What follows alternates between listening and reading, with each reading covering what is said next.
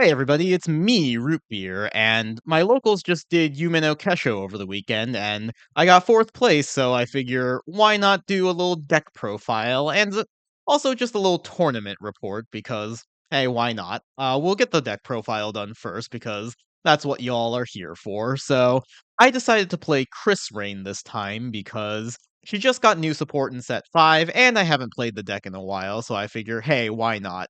Try something a little bit different. So the premise I have for this deck is just to play like really early aggressively because I don't think Chris Rain is the best when it comes to long-term sustainability. Like she has a little bit of draw power with her own ability, and since I am playing a lot of copies of Strega, she also draws you a card, but it doesn't completely replace all of the cards that you have to commit. You frequently do just have to call like a full board. And with how aggressive the meta can be, I think you just kind of have to try and close things out quickly with this deck. So, to that end, I am of course playing the Willista ride line. So, the grade 1, when it's rode upon by the grade 2, you put a card from hand to soul, search a gem order. The grade 2, when you play a gem order, you get to draw a card. The gem we are playing is, of course, Illumeraze, that gives your Vanguard plus 5,000 power and draws you a card. So, you cycle a card from hand to soul, get the order, then you put the order into soul, draw two. So it's a nice little plus engine. It gets you a lot of soul, which we will need for the new grade 2, which we'll get to in a little bit. And of course, because we are playing an order deck, we are of course playing Strega for that early pressure.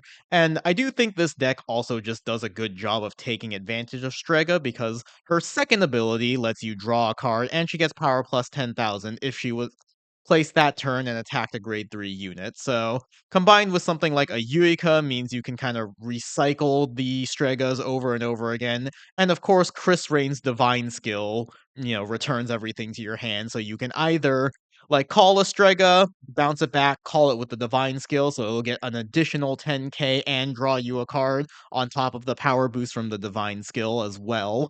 So that's pretty good. Uh, in addition to that, we are of course playing the 4 copies of Yuika, still one of the best lyrical generics.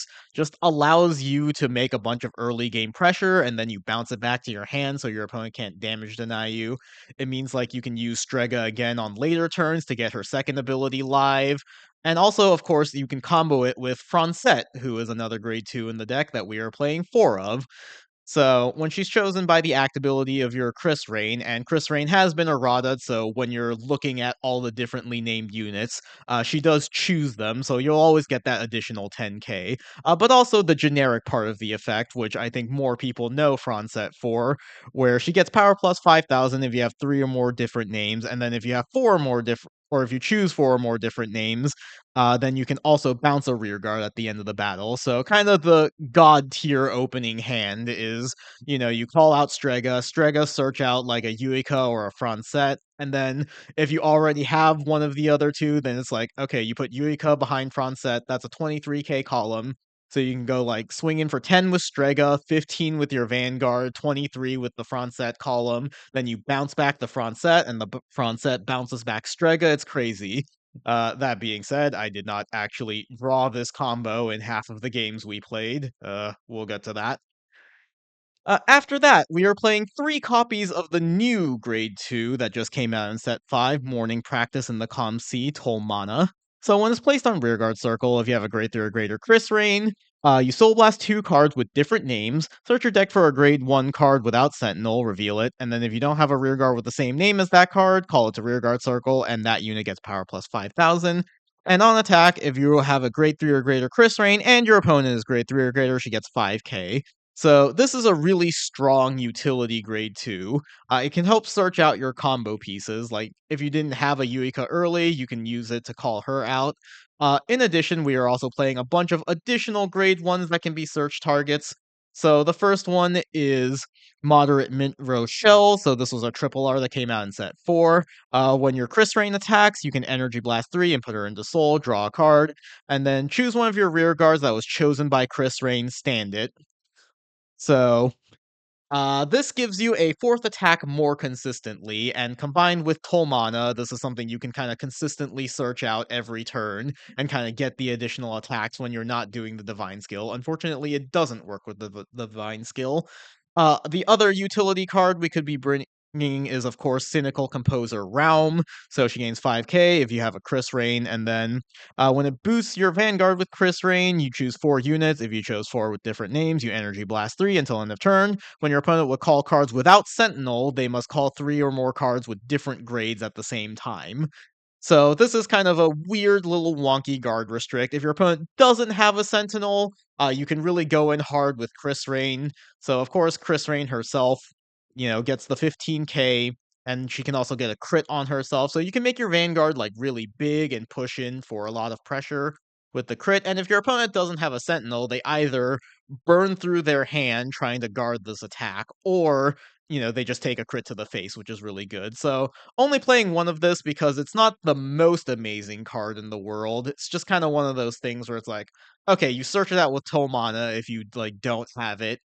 And honestly, I actually did just draw it frequently in a lot of my games, but it's just kind of something like you search out if you want to, and then if you don't have it, it's not necessarily the end of the world because frequently your Chris Rain is going to be at least 23k if you're choosing it with Francette, 33 with Persona Ride.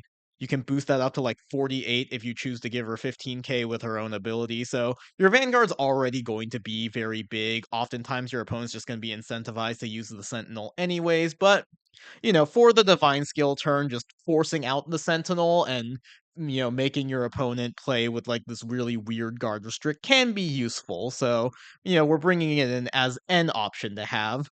The other grade 1 option is A Ballad of My Own Someday Siska. So this is a rare that came out in set 2. So it's placed on Rearguard Circle. If you don't have a Rearguard with the same name as her, you can either if you have 4 or more units, you can counterblast 1 and draw a card, or you can just energy blast 3 and she gets 10k. So a funny thing you can do is during the divine skill turn, you bounce back your whole hand, you call out the Tolmana, and then Tolmana can soul blast 2, and you can either just call Siska behind her so she can be like a big 18k booster, 23k booster actually, since Tolmana gives her 5k. Or if you Persona Road that turn, you just call her to the other open circle and she becomes like a 33k attacker on her own. So that's another way you can kind of push for game. I'm still playing one copy of Annis. To be honest, like I'm not sure having it as a one of matters all that much because unlike the grade 1, she's not searchable, but I just kind of wanted her for those edge cases where like the ability to search her top 5 for a different card name useful. Like I have bricked a few times in this deck, but also, once your opponent is at grade 3, she is just a free 20k attacker, and that is pretty valuable because the deck doesn't have any inherent way of getting resources. We are also playing 3 copies of Prussia. I cut down 1 copy to fit in the Annis, which not sure I needed to do that. I only saw Annis like a couple of times. I did like having the 1 copy of Annis. There were times where I just couldn't afford the counterblast, so we are of course playing 3 Sentinels, plus the 1 copy of Sanctitude. We're playing 8 crits because the nature of the divine skill, where you attack with Chris Rain, then at the end of the battle you bounce everything back and then call it copying Chris Rain's power, means that like every trigger you get just makes Chris Rain and by extension the divine skill bigger. We are also playing the blue OT just because either your opponent has to play or your opponent doesn't have a sentinel when you're hitting them with round, and so this is just like an insta win, or pumping up the divine skill to be 100 million with like 15 criticals. We are also playing a copy of Caliburn because, like I said, this deck doesn't have very good in-engine ways of like countercharging, so getting that resource back is helpful. And if you are playing the type of game where you just didn't need the counterblast that much, maybe you didn't see your counterblast pieces, then drawing 2 cards is also helpful. Boy, would I have liked that in one of the games I played. So, like I said at the beginning, I was playing in Yume no Kesho Cup. We are now going to be recapping the tournament. So, if you don't know, that is the event where everyone is playing either Lyrical or like Bang Dream decks. So, I went 3 and 2, so I went 3-1 in Swiss, and then we cut to top 4. There were only about 17 people, but my shop isn't the biggest in the world. It's a pretty good accomplishment, though. Round 1, I played against MyGo. My opponent didn't really know what they were doing, so they misplayed a bunch, and I ended up winning that one. Round 2, I played against Michu.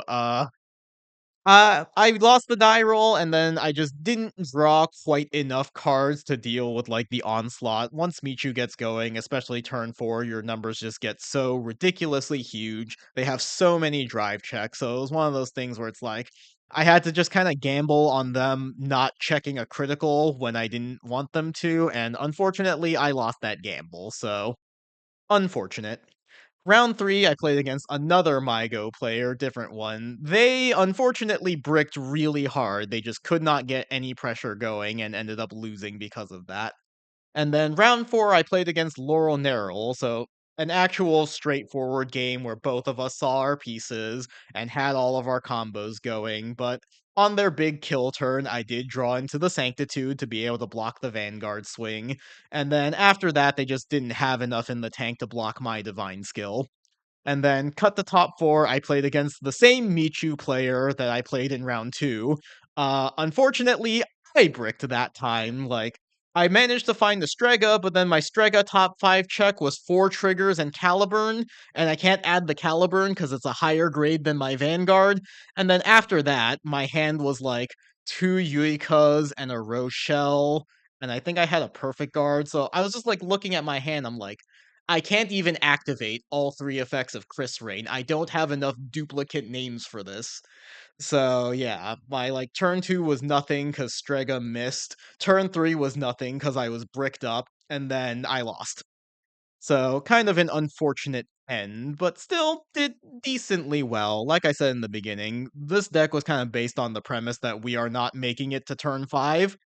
So it's just like if I go second, I usually just end up, like, divine skilling early just to, like, hammer in the pressure, and, like, Franset can still get pretty big with Rochelle, so if you're going first, it's like, you give Franset the 15k off of Krysrain, combined with her own ability, she becomes 30k, so you, like, swing in for 30, restand her with Rochelle, swing in for 30 again, that's, like, pretty good early pressure, and then turn 4, you just try to close it out with the divine skill.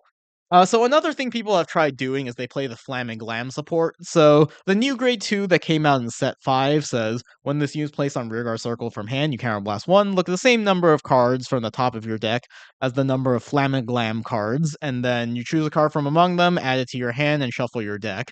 And you'll notice that she does in fact have the archetype name, which means you can just look at your top 1 card. It basically says counterblast 1, draw it when you just call her by herself. The second effect doesn't matter because it's Flam and Glam stuff. So you play that alongside a grade 1 that came out in set 4. So leave the makeup to me, Eshma. So when it's placed, you Energy Blast 4, search your deck for or drop for one grade 2 or less card with Flam and Glam in its name, call it a rearguard circle, and then she gets 5k if you search the deck, shuffle, and then you can put her into the soul, choose a Flam and Glam from your drop zone, put it on the bottom of your deck, and then you give a unit 5k. So this kind of forms a little engine for itself where you can use Eshma to search out the new grade 2 from set 5, and then that lets you counterblast a draw card. And, from as you can see, like Annis already costs like counterblast 1, energy blast 3 to search the top 5 cards of your deck for something. So it's like if you play this engine over like Annis, then you get to like thin your deck of a card, then you can counterblast and draw another card. So you're plussing more than if you used Annis. It's a little bit more targeted. You're 5k less on power, but that doesn't entirely matter. And then in later turns, you can put the grade 1 into your soul to fuel Toll Mana, and then also give something else 5k. You can just give that to your Vanguard to try and make the Divine skill as big as you can. Like, it's a nice little thing that you can do. So maybe I'll try that out in the future, but for now, we were just kind of running with the like hyper aggro rush deck because that's the thing I had in mind when I was going into this event, and it worked decently well. I think this is an okay deck right now. And of course, at the time of recording, we're gonna get more Krysrain support revealed for set 7, so we'll see what that does. But for now, that will be it for this video. Thanks for watching, everybody. Bye.